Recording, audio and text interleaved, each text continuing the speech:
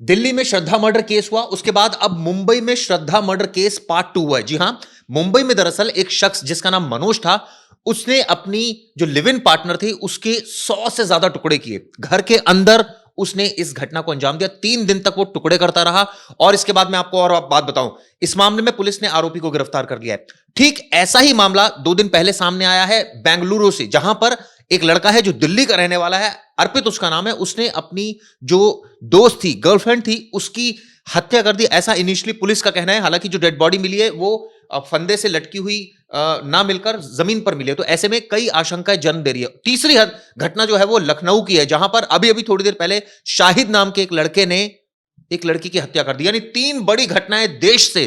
पहली खबर मुंबई से, दूसरी खबर बेंगलुरु से और तीसरी खबर लखनऊ से। सबसे पहले मुंबई की बताइए। चिराग जी देखिए, मुंबई की खबर तो अपने आप में बहुत बड़ी है, क्योंकि ये सेम पैटर्न है जैसे श्रद्धा में बॉडी को कट किया गया। लेकिन यहां एक चीज जो बहुत हैरान करने वाली है, ये जो शख्स है, ये बूढ़ा आदमी, 50 साल से ज्यादा की उम्र है इसकी, 56 उम्र है, 36 साल की एक औरत के साथ लिव इन में रह रहा था। मैं आपको पहली बार बताना चाहूंगा, जो इन्वेस्टिगेशन में हमारे सूत्रों ने बताया कि जो इन्वेस्टिगेशन में बात निकलकर सामने आई, औरत जो है इस आदमी पर शक करती थी कि ये कहीं ना कहीं इसका किसी के साथ अफेयर है, ये किसी के साथ रिलेशन में रह रहा है और ये मुझे नहीं बता रहा। उसको लेकर इन दोनों के बीच बहस हुई, लड़ाई हुई। इसने गुस्से में, लड़ाई इतनी हीटेड हुई कि इसने गुस्से में उसे मार दिया। मारने के बाद उसने सेम पैटर्न फॉलो किया, आफ्ताब वाला। उसने उसको हुड कटर वाली मशीन लेके आई, छोटी मशीन, उससे पीसेस कट किए। कुछ पीसेस को उसने ले जाके कुत्तों को दे दिया, कुत्तों को खिला दिया। कुछ को बॉईल किया। बॉईल करने का रीजन ये बताया जा रहा है कुकर में कि बास ना आए, लेकिन उसे नहीं पता था ये उसके लिए फंदा बन सकता है, और वो बहुत ज्यादा बास आने लगा। पड़ोसी को पता चला, तो एक पड़ोसी ने उसे 2-3 बार टोका, उसका दरवाजा खटखटाया, तो वो दरवाजा खोलने में 15 मिनट लगाता था, और जैसे ही दरवाजा खोलता था तो बहुत ज्यादा एयर फ्रेशनर का सुगंध आता था। वो बोलता था दरवाजा बंद है तब तक इतनी बदबू आ रही है, और दरवाजा खुल रहा है तो इतनी ज्यादा खुशबू, कैसे, क्या पॉसिबल? यानी स्मेल की वजह से, प्रवेश ने अच्छी जानकारी दी, स्मेल की वजह से शक हुआ पड़ोसी को और उसने इसकी इत्तला पुलिस को दी। और उसके बाद जब पुलिस पहुंची तो उनके भी होश फाख्ता हो गए। क्यों? क्योंकि ये शख्स, ये दरिंदा जिसका नाम मनोज है, उसने एक नहीं, 2 नहीं, 100 टुकड़े कर दिए अपनी लिव इन पार्टनर के। और उन टुकड़ों को आप सोचिए, कुत्तों को खिलाया, उनको उबाल दिया कुकर में। आप ये सोचिए कि ये, मुझे वही केस याद आ रहा है, प्रवेश निठारी कांड, जिसमें जो आरोपी था वो फ्रिज में रख देता था, पीसेस कट करके फ्रिज, उसने इसी तरह से बॉयल कर दिए थे। यानी कि ये क्या ट्रेंड निकलता आ रहा है।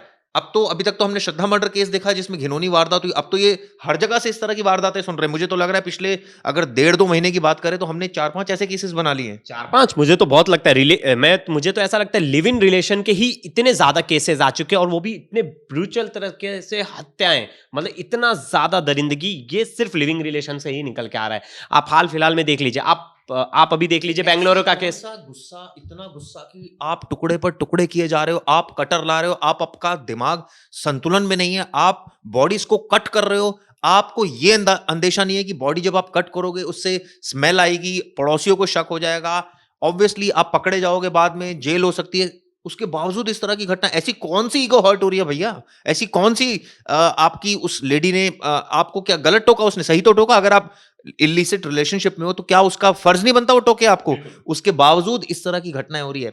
बेंगलुरु से खबर जो है वो और डराने वाली है। दरअसल तेलंगाना में एक लड़की रहती थी, 23 साल की लड़की थी, सॉफ्टवेयर इंजीनियर थी। उसकी जो नौकरी लगी वो हैदराबाद में लगी। हैदराबाद से उसका बेंगलुरु ट्रांसफर हुआ। एक लड़के से उसकी दोस्ती हुई जब हैदराबाद में थी। लड़का दिल्ली का, अर्पित उसका नाम था। दोनों में दोस्ती इतनी ज्यादा हुई कि प्यार मोहब्बत वाली बात हुई। फिर विवाद शुरू हुआ, और विवाद इतना शुरू हुआ कि अब आरोप लग रहे हैं लड़के पर। दरअसल वो बेंगलुरु में एक पीजी में रहती थी अपने दोस्तों के साथ। जब ये बताते हैं जिस दिन ये घटना हुई, यानी सोमवार को, उसका जो पार्टनर है वो उसके घर गया उससे बातचीत करने। उसके बाद जब वो वापस आया, जब उसके रूममेट शाम को गए, तो क्या देखा उन्होंने? गेट नहीं खुल रहा था, किसी तरह गेट को तोड़ा गया। जब देखा, उसकी बॉडी पड़ी थी, फंदा लटका हुआ था गले में। पुलिस ऐसा मान रही है कि जो आरोपी अर्पित है उसने उसकी हत्या की, फंदे से लटकाया। बिल्कुल। और चिराग जी देखिए, आपने निक्की यादव केस देखा होगा जो ग्रेटर नोएडा का था, श्रद्धा मर्डर केस देखा होगा। ये सब केस में एक बहुत बड़ी सिमिलैरिटीज है। दिल्ली का ही केस हाँ, दिल्ली का ही केस था, लेकिन वो रहता ग्रेटर नोएडा में, वो दोनों रह रहे थे लिव इन में।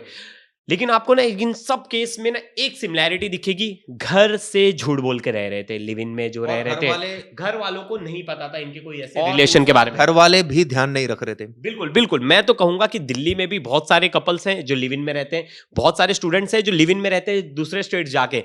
पेरेंट्स रेगुलर चेक नहीं करते, पेरेंट्स के फ्रीडम का गलत फायदा कहीं ना कहीं बच्चे ही उठा रहे हैं। मैं ये कहने में दो राय नहीं रखूंगा, मैं आसपास मैं देख सकता हूं, मैं जहां 19 में रह रहा हूं या नोएडा में आसपास जितने कॉलेजेस हैं उनके आसपास बहुत सारे बच्चे लिव इन में रह रहे हैं, उनके पेरेंट्स को जरा भी कानो कान खबर नहीं। अब पेरेंट्स भी बोलेंगे हम बार बार जाएंगे, वो जब हम जाते हैं तो घर पे कोई नहीं रहता है, हाँ तो हमारी बेइज्जती कर दी जाती है। नहीं, और बच्चे भी बहुत स्मार्ट है ना, उन्हें पता है पेरेंट्स आने वाले, अचानक से पहुंच जाओ, घर के बच्चों का एड्रेस रखो, अचानक से पहुंच जाओ, अचानक से वीडियो कॉल करो। आप रेगुलर अगर उनसे बात, क्योंकि बच्चों को पता है इतने बजे मेरे पेरेंट्स का वीडियो कॉल आएगा, जैसे मुझे पता है मेरी मम्मी मुझे 9 बजे कॉल करती है तो मैं 9 बजे रेडी रहता हूं, तो उन्हें पता है, उन्होंने चीजें वैसे डेवलप कर ली है। लिविंग कपल बहुत आसानी से घर वालों को झूठ बोलता है। लेकिन सवाल ये उठता है प्रवेश, अगर ऐसे भी वो रैंडम चेकिंग करके पहुंच जाएंगे, जिसको साथ में नहीं रहना वो नहीं रहेगा, लेकिन क्या चेक कर लोगे? एक टाइम के बाद, आप मेरी बात समझो, एक टाइम के बाद अगर आप अपने परिवार की, अपने माता पिता की बेइज्जती करते हो तो एक ऐसा मौका आ जाता है जब वो आपकी परवाह करना भी छोड़ देते हैं। लेकिन जब आप मानोगे नहीं, जब आपने मानना ही नहीं है, जब आपने हमारी इज्जत को तार तार करना है, तो आपको जो करना है आप करो। लेकिन जब तक की दुहाई देते हैं कि भाई हम कानूनन कर सकते हैं, ये तमाम बातें करते हैं चिराग जी, लेकिन जब तक वो पेरेंट्स पे डिपेंडेंट है, वो इतनी बड़ी हिमाकत नहीं कर सकते कि पेरेंट को जवाब दे दे। मुझे याद आ रहा है श्रद्धा के जब हमने फादर से बात की थी प्रवेश और मैंने, उनके फादर ने एक बड़ी इंपॉर्टेंट बात बोली थी कि 25 साल तक, कम से कम 25 साल ऐसा कानून बनना चाहिए कि पेरेंट्स का फुल राइट होना चाहिए अपने बच्चे की जिंदगी के बारे में सही फैसला लेने का, क्योंकि पेरेंट्स जो है वो ज्यादा मैच्योर होते हैं, उस एज में बच्चे मैच्योर नहीं होते, इश्क मोहब्बत होता है और उसके बाद इस तरह की घटनाएं हो जाती है। ज्यादातर केसेस में देखा, जैसे प्रवेश भी कह रहा था, लिव इन रिलेशनशिप बहुत बड़ी जड़ एक साबित हो रही है इन तमाम घटनाओं की। क्योंकि चिराग जी, वहां आपके बीच में कोई टोकने वाला नहीं है, कोई आपको बोलने वाला नहीं है। शादी होती है तो एक रिस्पॉन्सिबिलिटी हो जाती है, एक पूरी फैमिली इन्वॉल्व हो जाती है। आपकी एक छोटी सी भी लड़ाई होती है तो आपकी सास को, आपकी मम्मी को, सबको पता चल जाता है। हर चीजों में फैमिली का होता है, एक सोशल प्रेशर होता है, और सोशल प्रेशर अच्छा होता है। मतलब एक आप उन सब चीजों में रहते हो, कभी चाची समझा देती है, अरे यार ठीक है यार, क्या लड़ाई करना, कोई ना एक मीडिएटर का काम कर देता है। लेकिन जब आप लिविंग में रहते हो ना, वो बस आप दोनों के बीच की बातें होती हैं। आप खुद में सॉल्व करने के चक्कर में आप इतना बड़ा क्राइम करते हो। मेन रीजन तो यही है सबसे। तो आपने देखा किस तरह से दिल्ली का श्रद्धा मर्डर केस, उसके बाद निक्की यादव मर्डर केस हम सबने सुना, उसके बाद अब मुंबई से घटना हुई जहां पर ये लेटेस्ट घटना है, सुबह इसमें आरोपी को पकड़ा गया, जिसमें आरोपी मनोज ने अपनी जो लिव इन पार्टनर है सरस्वती, उसकी 100 टुकड़े कर दिए।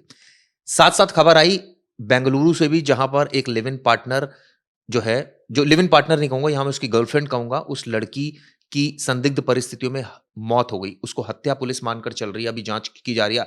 अर्पित फरार है, क्यों फरार है?